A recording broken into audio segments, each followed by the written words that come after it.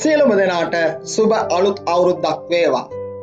අද දේවචනේ මෙසේ කියනවා ඔබේ සියලු පව් කමා කළසේක අනපනත් වලට අප බැඳ තැබූ අපට අහිත කර අපකරය උන්වහන්සේ අවලංගු කළසේක කියලා කොලොස්සි පොතේ 2:13-14 අපිට ඒ ආකාරයෙන් උපදෙස් දෙනවා.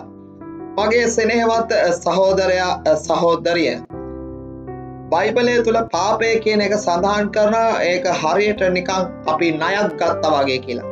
සාමාන්‍ය මිනිහෙක් ණයක් ගත්තා මේ ණය ගෙවන්න අවශ්‍යයි. නමුත් පාපේ ණය මිනිහයාට ගෙවන්න බෑ.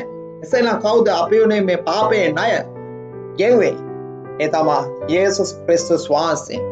උන්වහන්සේ කළා වූ ඒ ණය ගෙවීම නැමැති උතුම් තෑග්ග අපිට ඒ ණය මේ ලෝකේ ආධාර උපකාර කිරීමෙන් ඒ ණය ගෙවන්න බෑ.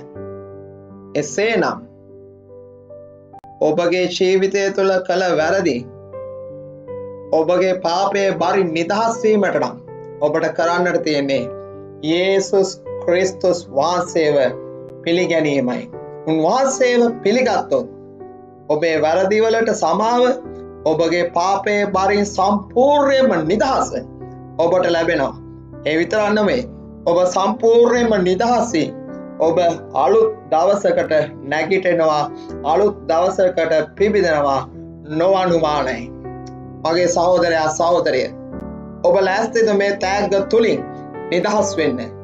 එසේනම් තාම ඔබ යේසුස් වහන්සේ පිළි අරන් නැතිනම් යේසුස් වහන්සේව පිළිගන්න.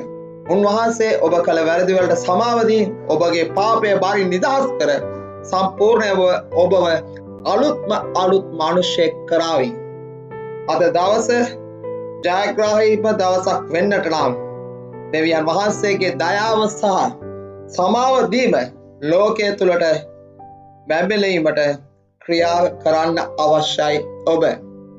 එසේනම් මේ තෑග්ග ඔබට විතරක් නෙමෙයි මුළු ලෝකයටම බැබලීම. අද දවස ඔබට ජයග්‍රාහීම දවසක් වේවා. ඔබ සැමට ජේසු පීඨයි.